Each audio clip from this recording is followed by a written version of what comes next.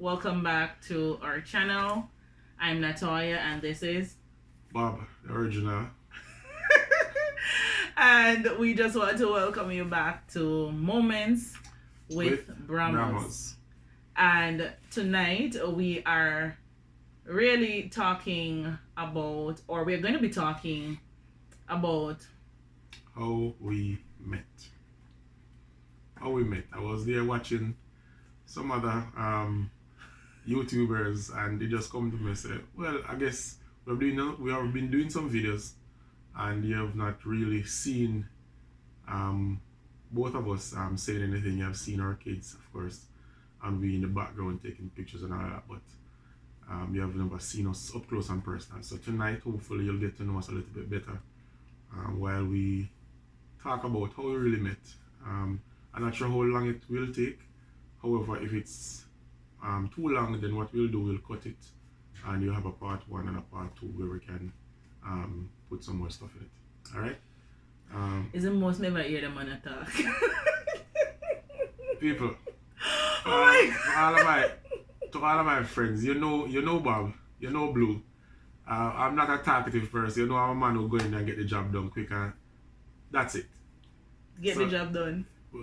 I'm a go-getter. Know what I mean? You are a what? You're not a go-getter, honey. You're an introvert. What simply means? I'm trying my very best to get out of that school. Yes, he's trying. I've been doing some more things that exposes me. Like for example, this. You would never, a couple of years ago, probably get me to do anything like this. I'm always the one behind the scene. So I'm not afraid of taking the pictures, doing the back of the behind the scene work. But no, you know, person I've been saying that I need to come out of my shell for years. Jesus, you come out of your shell long time. Them not know. Well, she know me come out of my shell a long time, but you still have to make people. There are certain things people don't need to know about you unless you will let them know. So you can let them talk. Let me talk it short. Zip. Let me talk it short.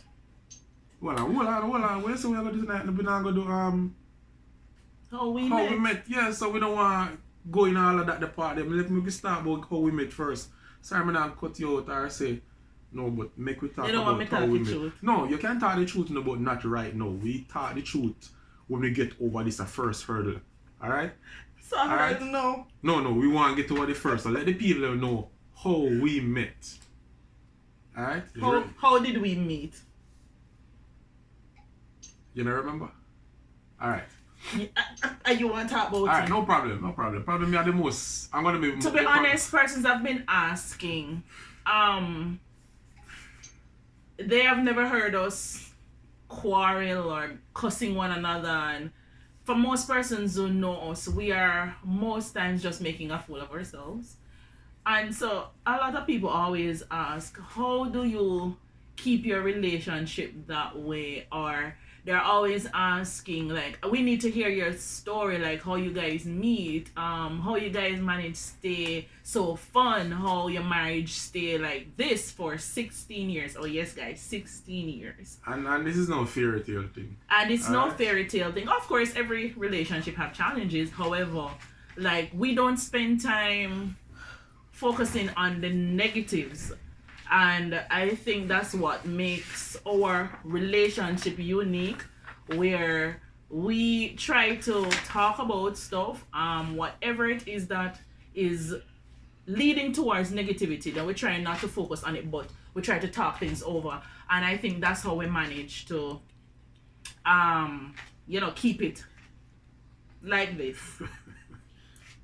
Oh, and then so that the fact we are just in similar colors. We're always dressing alike for your information. Yes. I want to thank her for all of that. For persons who don't know me, you know, if you don't see me in blue, you see me in black. Anything dark, that's what I normally wear. But then she said that my closet too dark. I mean, if you see the light. So it started changing. So you see me all different type of color. But all of us, we start normally getting colors that we all dressed alike. So our mother, well, my mother back in Jamaica can see the pictures. Every Sunday she's expecting to see pictures with us, so we don't grow to her side. Alright? So back to the thing. how we met. Alright. As far as I can remember, I think it was in about 1998, 99. I can't remember that far. I think that is where it really started because I don't remember her in my memory anytime before that. But in that period, I remember when I left school, graduated from Herbert Morrison, I went to work for Sister Salter. Sister Salter, big up herself. And I was working at her store. So I just graduated and Natalia was she was in grade 11 or at Montalverde.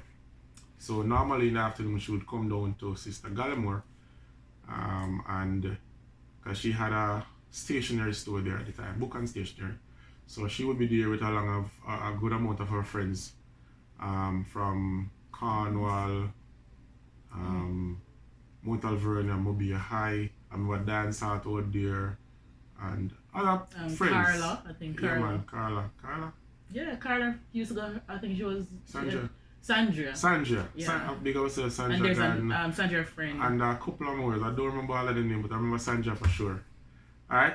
So it started from there where seeing her a couple of times come in the evening, she looked like a miserable somebody like her and cuss you. So I said, God no, me little boy with my little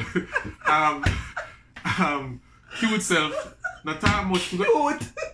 We not talk much. We gonna get this a miserable somebody if you can talk up loud to me. The only one who talk loud to me and my mother. So I know me can get the two of them do that to me. But apart from that still, it was not like that in the beginning. And it's not like that now anyway. But first time seeing her and how her behavior was, I said, she looked nice, brown in the same way. But it seemed as if from the way I was looking at it, she had a temper that probably we couldn't deal. As I saying, it looked like she could have just cuss off her clothes off for you. But probably I thought she hear me I say with this because I don't really talk about that part. I said, can you answer things? So that was it. Really. Until things change, I know for sure I stopped working at Sister Salter and I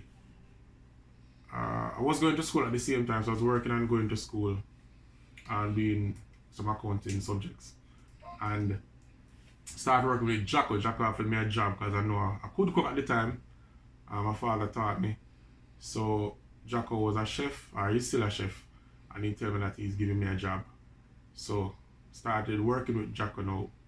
So I started learning more food preparation, how to jerk. Jacko teach me how to jerk chicken and never forget that big jerk pan. And him said, Baba, this if you do. Don't make it burn up, take your time and thing. And him teach me. So that's how we move from there. And still going to school. And I think at that time we fell out. Not in friendship, but the fact that I was not seeing her that much, the fact that we moved from there. And at the time I don't think probably she was on my mind that much. But then I remember one evening I was going down from Maxi at the time. I think you went to do teaching. Oh yeah. You went away to do teaching. True, yeah. I signed up for NYS. Yep.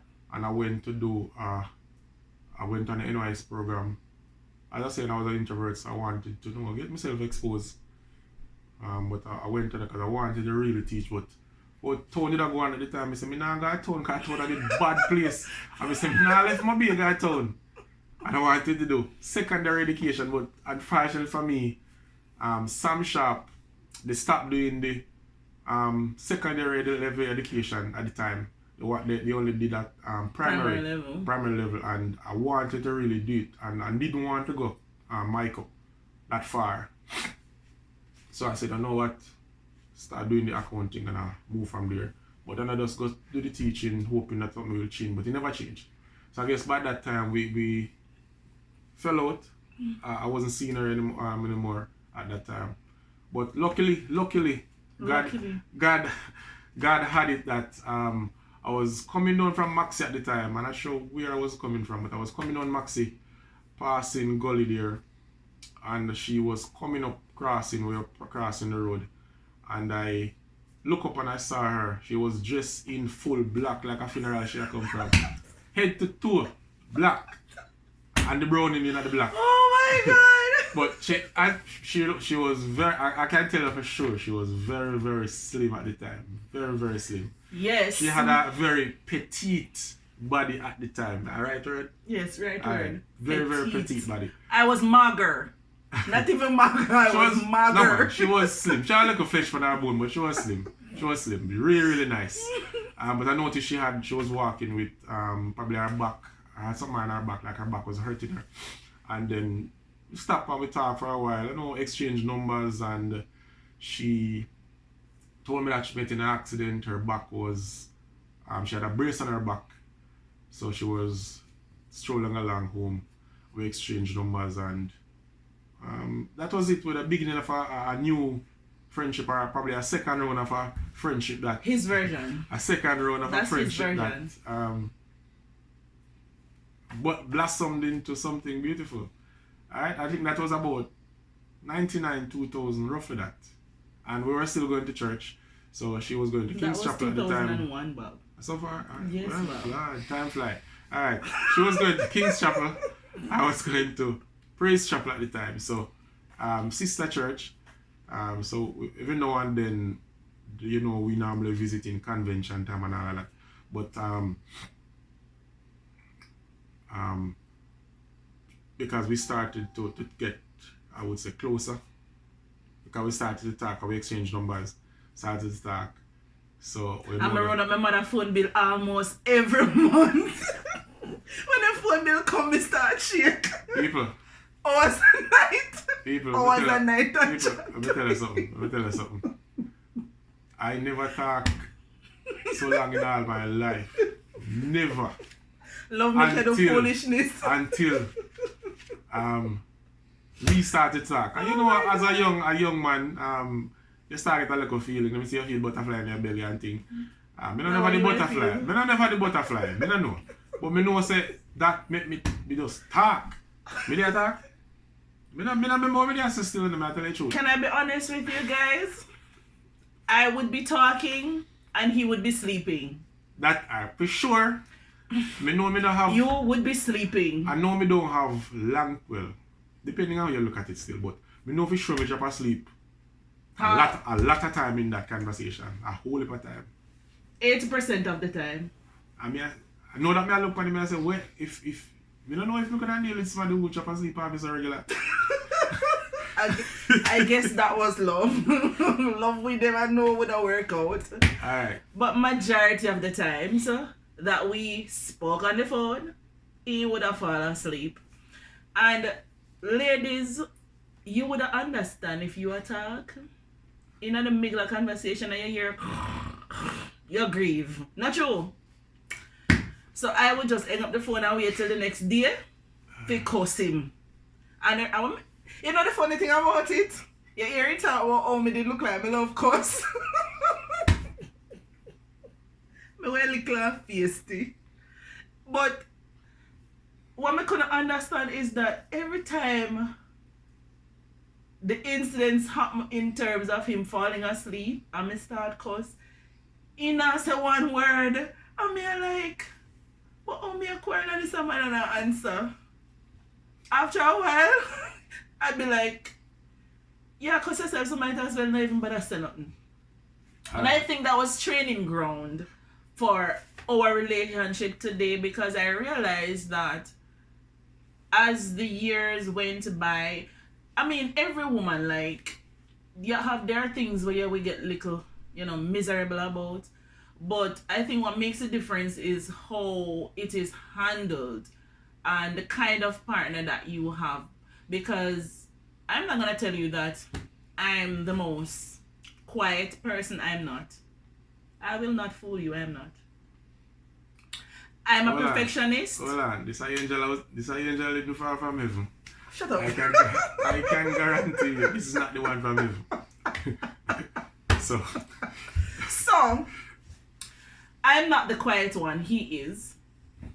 But me also not the miserable one when talk about how me look like more than chase off in close off him. No. I said look like, I never said she was. I am not. So I am the straightforward one who speaks her mind. I don't know how to sugarcoat anything. And so how I feel is how you're gonna get it.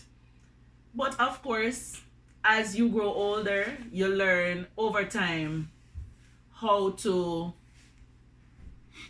handle certain things. So your response will gradually become one that is mature, and so the kind of cussy face the little girl gradually grew into a mature young lady who, rather than quarrel, I will say how I feel and expect that he will respond.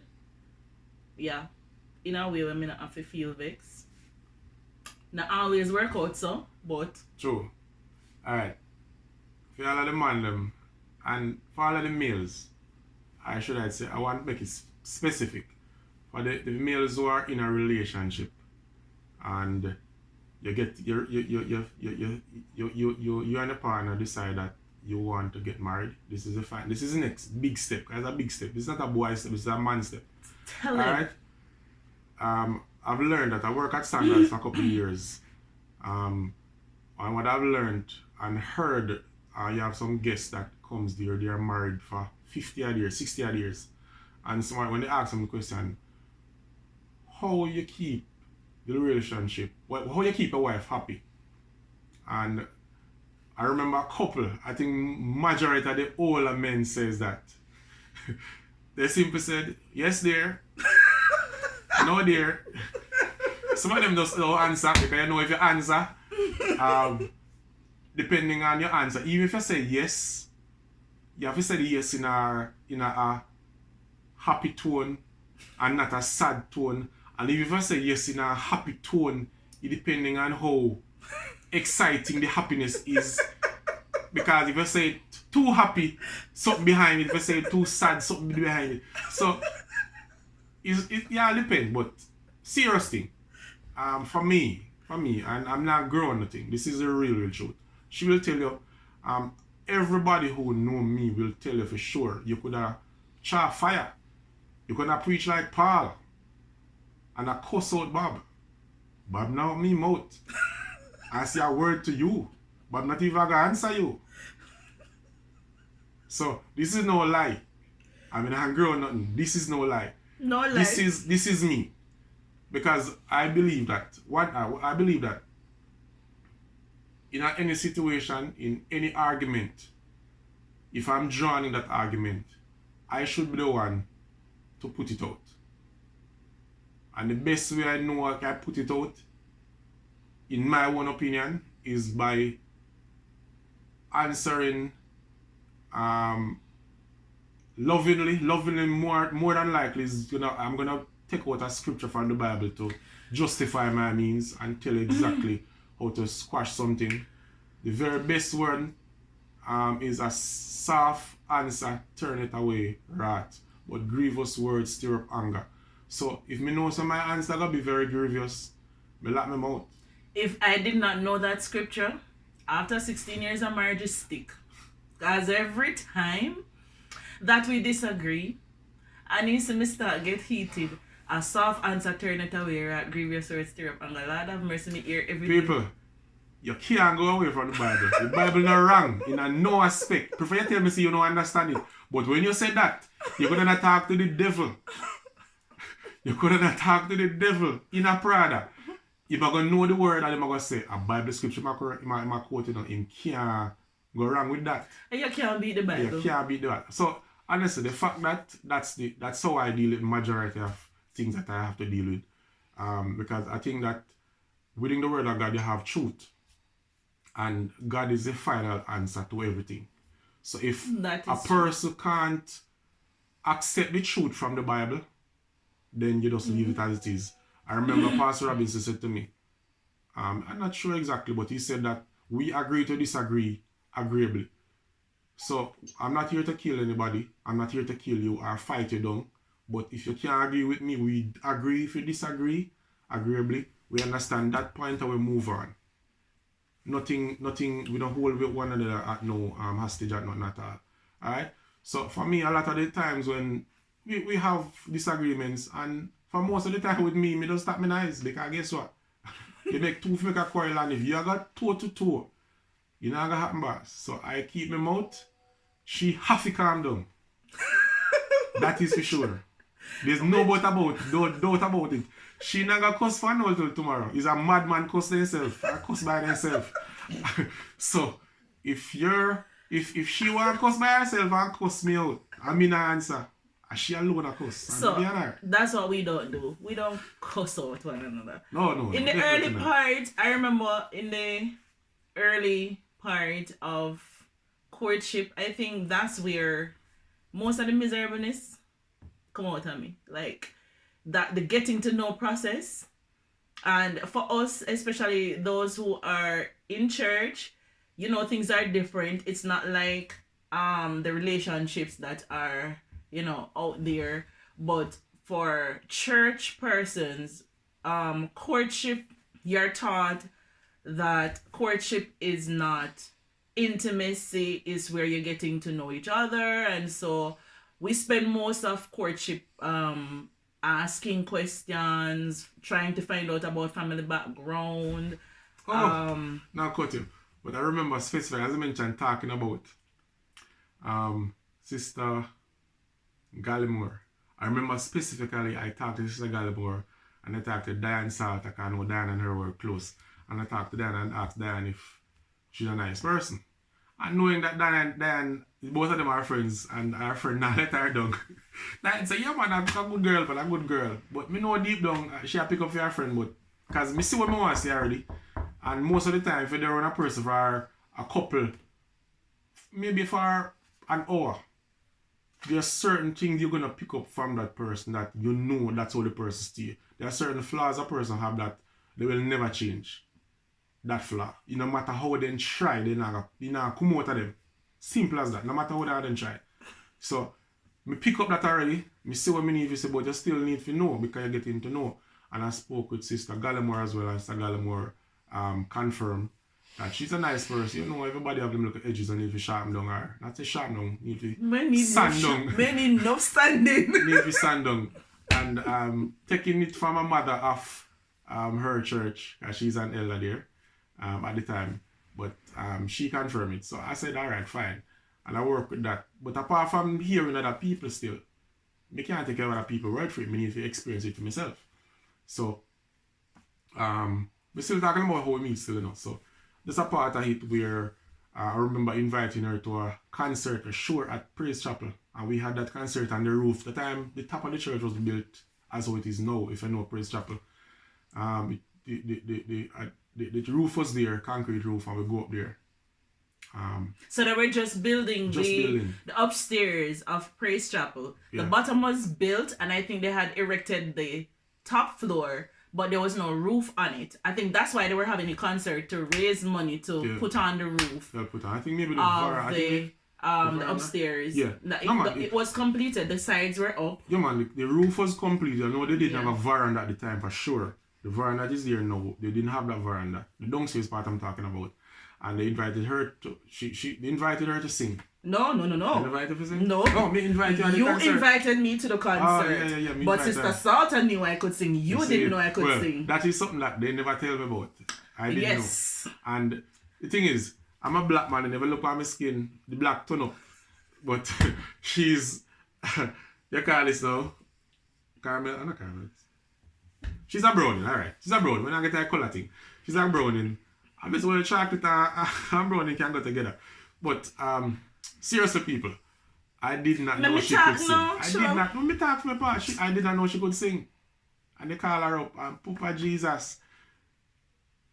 She blew me away. I never ever forget that song. Blow you away. With what? I never knew I could sing. She sang Mercy Said No. No, that's not the song that I sung. You sure? It's not the I but the you in me. And Mercy Said No me here? And a Mercy Said No. That's how you want. Alright.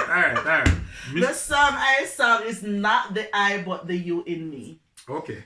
Alright. Take your word for it. You did sing it, so I remembered because there was a line in the song when me come down where you said to me, Me don't remember that. What me say to you?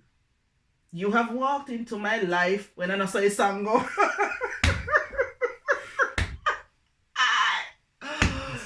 When me come down, the man said to me, say, you have walked into my life. No pardon I sang go so.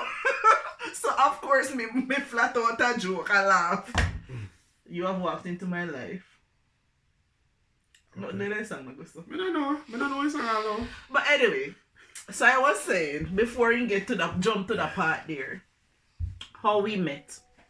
So I give you a film version of how we met. Probably not put in some of the stuff there, So, but I should talk, I will remember that part. Going to Mount Alvernia, I used to be a part of a lot of things. I used to play football. I was a cadet. I used to run. I was involved in school choir. I was on the ensemble. I was very active in high school. But in the evenings, how I end up going to the place that he was working, what he didn't mention was that the other side of the building, so I used to go to the computer store. That's where Sister Gallimore used to be. They had a cyber cafe, was it? They had a cafe where they would have computers. And them time we never reached, so we never have computer at home. So every project that I had to do and SBAs and stuff, I would have to go to cyber cafe to get it done. And Ron would help us, Sister Gallimore would help us in terms of getting stuff printed and all of that. However, next door, Sister Salter had a hat store. And I loved that time. Me used to love dress up. Me did love church hat. Cause we Pentecostal, we wear hat, yes.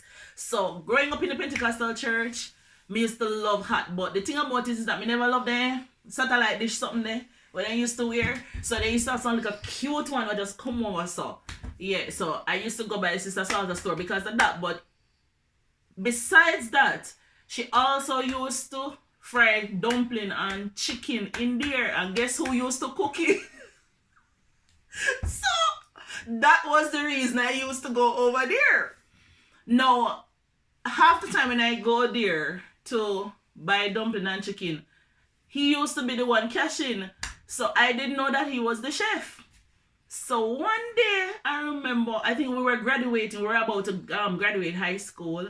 And you know that thing where they write up on the uniform, you have that one last uniform where all your friends them write up on or whatever. Yeah, I didn't want anybody to write on my uniform, so I had a book. Yeah, I had a little notebook that all my friends write in. So I had the book in my hand and I went to buy, as usual, every evening, my chicken and dumpling. And I put the book on the counter and was talking to Diane. And I remember I saw him with the book. And you hear him say, oh, me look like my face there, love, because me just about to go light him up because I wonder why I'm doing my book. Now, me don't know this man. And I like so we are a friend. And this man took up a book and I'm looking at it. So me turn around ready for chase him off, of course. So me tell her. Me turn around ready for chase him off. And I saw him writing. So me turn to Diane and me say, who that guy there? He said, oh, he my chef. Of course. All of the cousins swallow and full my belly. You see it, a food catcher, you know. So if you can't cook, you better learn to cook. All of the cousin gone down and full my belly because now me I say, me like a cute guy there. And me hear say him a the chef. My girl. Me say me start talk to Diane. I say, Diane, I want to talk to him. You know him good. Diane say yes. He got me church. You know, so by now, me start going like me nice. After all this time, I study me already. You know, so my face is so. So I say, me start going like me nice. We get the nitty gritty at the matter a long time. Sum it up long time. But anyway, he was writing away in my book. And until today, I still remember every word for word, that he wrote in that book. I'll tell you in the next episode what he wrote. So I when we get to... I don't remember right. Really? You don't remember what you write? I remember everything word for word. No, it's not bad, but... But when he finished right, can me go start one like me nice now. When he done right and he put on the book, me I go on like me not see him put it on me, but me you know that side I think you look from one side, but you talk to your friend, me I pray with one, yeah. You can imagine she just have wait for you to take up the book and see what me write in the book. So when he done right, me I go like me I talk to Diana, Sandria, because me no want to take up the book readily for say boy I'm glad for see what I write in that book. But anyway, me remember Sandra said to me say me hear you talk about the chef. If you want to know the chef, you need to come out with church. So of course we're involved in a, because me upon church going on and something this, so you couldn't just get up and left your church and go at a church like that when you know you're involved. So me remember they might have a youth thing, because them used to meet on Friday night out of Dead End, out of Bottom Road. Yeah, old hospital. Old hospital, yes. And Sandra tell me say them have one thing Friday night, old hospital. So she has said it might be an opportunity. You see. Forget to talk to the chef. You see. So, of course, me take for me enough self. Me take up my book. Me not even bother buy no food because me got full. So me take up my book and me fly out of the place. Me couldn't even reach a taxi stand good me up in the book for read. And me will tell you what I write in there next time. And me read it go and me read it come, me read it go and me read it come till me reach a yard. You know what happen? The taxi driver will pass me yard, come here, read the book. That me never know. I never know that. Me reach about 4 houses past me yard and me realize because me rewind a book. But anyway, cut long story short, you hear him mention about the accident. So what happened is that he went off to do teaching practice, and I think at that time I was working at Freeport, and I remember I had an accident. It wasn't a motor vehicle accident that I had. What happened was that I'll tell you that story one day because that's a testimony. But I remember I went to work in the morning and I fell off about, for those who know how free zones stay, some of the buildings over there, they have like stairways to go to the top floor. So I remember I went up the stairs in the morning. I got to the top floor. I remember that much. And I remember when I got to the top floor, I just went dizzy and everything just went black. And the next thing I know, I woke up in the hospital, only to find out that it was 3 days later. So I practically went into a coma. So they said to me because I realized when I woke up I had this thing around my neck and my legs were hoist in slings, and they told me that I fell off about 40 flight of steps from the top straight down to the bottom. The security said he only heard when my head hit the top step and I just kept rolling all the way to the bottom. So I suffered a spinal injury, a back injury, and so I had to be wearing a brace that came from the neck all the way to the waist. And so that was probably about a year and something that I didn't see him, because all of that happened between that 1 year. And then, like he said, one day I was just going to the clinic. That's how he saw me. I was going to clinic, coming from clinic when he saw me, and we exchanged numbers and all of that. But then what happened now was that within that same time, the injury got worse. I ended up having an infection in the spine, which affected my neurosystem. And so I got to a point where I couldn't walk. So during that time now is when we actually got close. You remember that? I think so, yeah. Yes, because I stopped walking. And so when I told him what happened, that, I got an infection in the spine and it affected the neurosystem, and so the whole lower half of the body, was affected, and so I couldn't walk and stuff. And I remember he came to the house to look for me, but before he come at the house, go look for me. You know them kind of thing that we're, because you grew up in a church and we were becoming close now, like talking, not relationship wise, because we weren't, most of the times when we talk, to be honest with you, when we talk on the phone, it wasn't about relationship between us. It was more because he didn't love the Bible, and he used to like discuss scriptures. Like really, sometimes me not like me annoyed. I still discuss the Bible. I still discuss the Bible heavily. Heavily, but honestly, them time there, me used to annoy, like me not hear me say nothing, like, you know, them young love thing you want your I love you and then something. Yeah, you wouldn't get none of that up your Bible. I mean, like this man gonna chat nothing else but Bible. But what I did not know was that God was making preparation for something that I didn't know. So like every time we talk, he would have prayer meeting. Really? You call my phone? You have prayer meeting? Seriously? Oh Lord. Prayer meeting? Bible discussion? Right. Tell me about Bible quiz, me a talk. You talk your story, but me talk. Talk about Bible quiz? All sort of something. Wait, I know that I want to hear. Really? Yeah. So, get to the point. So now, I remember being a young girl who grew up in church. I felt like if I was going to be getting a partner, I always said to God, I would have loved a partner who is rooted and grounded in church. But you hear me talk about me used to vex when I talk about prayer meeting and I chat about Bible and all that something.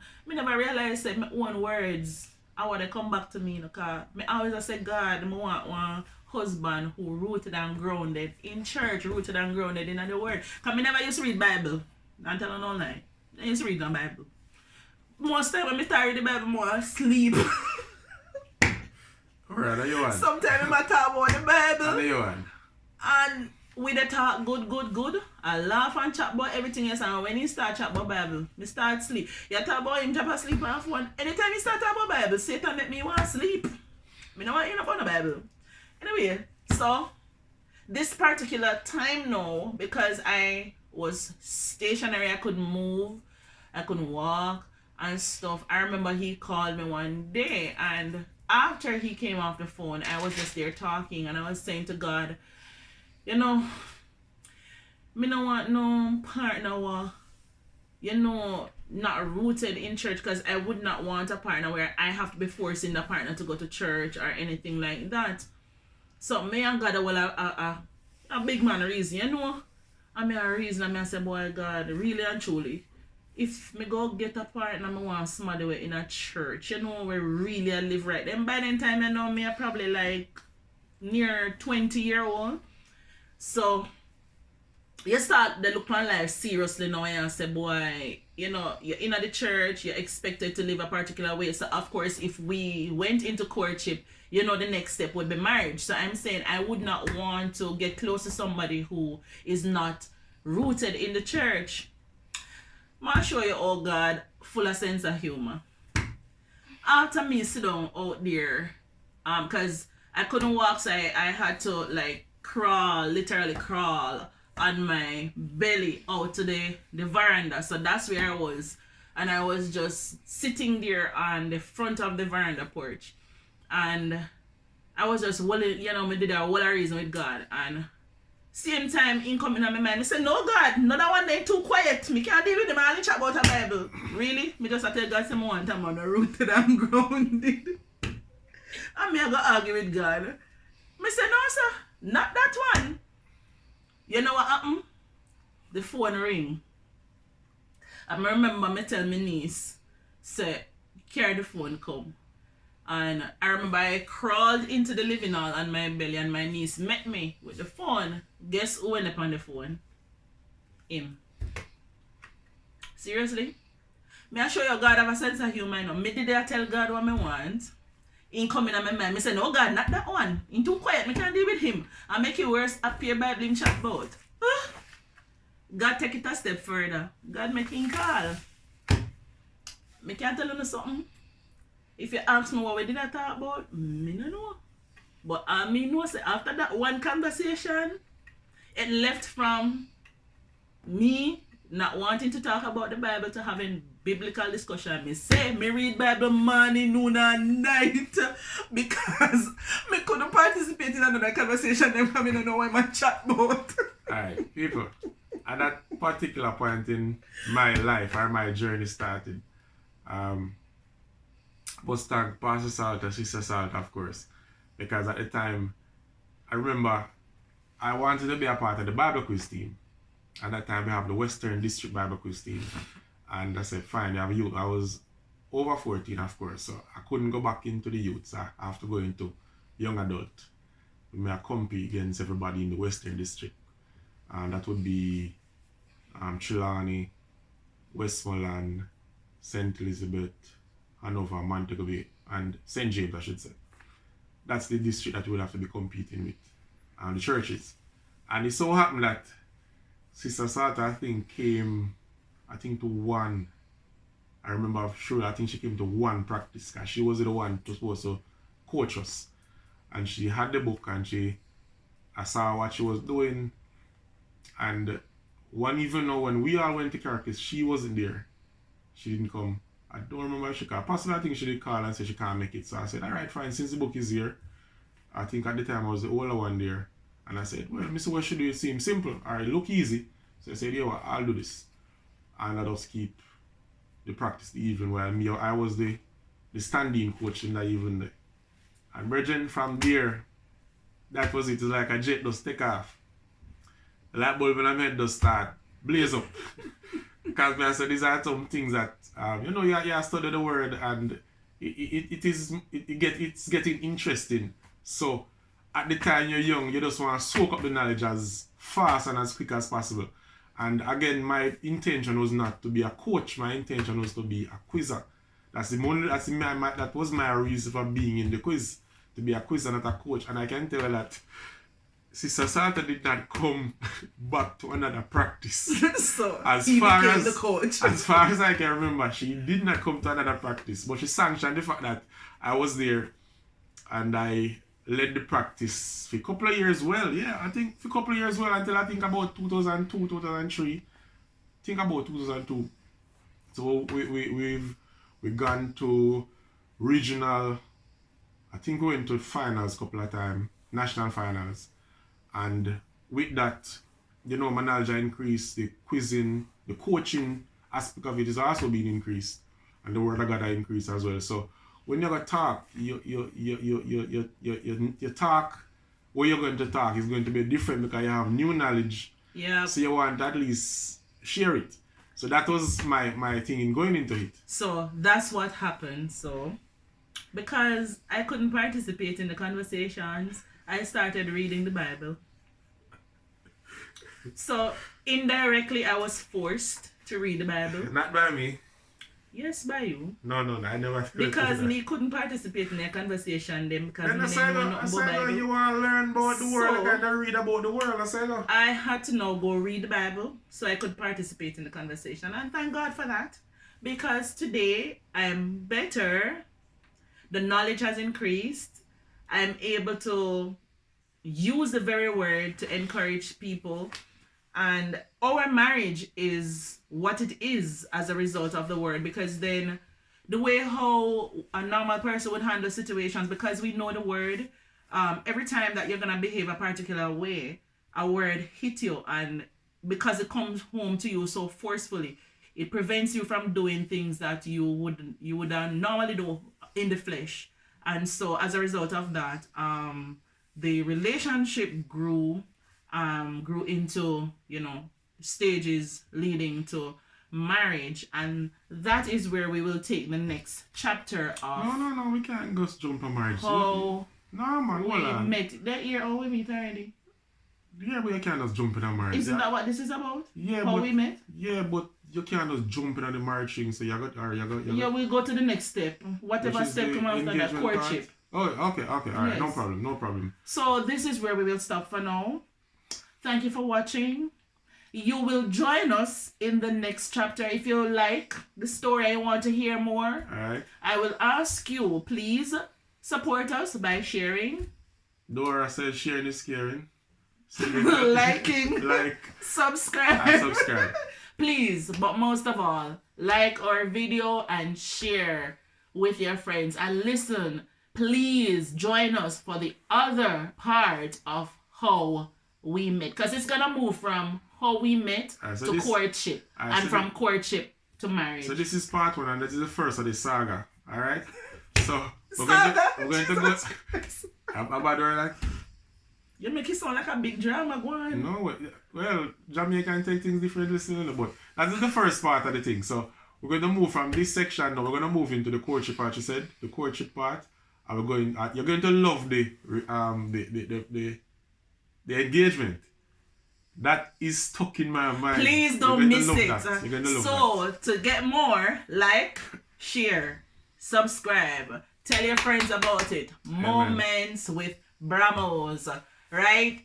Join us here on YouTube, on Facebook. It's Bramos. You'll see pictures of the family, and we'll try to put our wedding pictures there if we can find them, right? Yeah. But join us for part 2 of Moments with Bramos, how we met. Part 2 will be the courtship process. Thank you for watching and join us for part 2. Amen.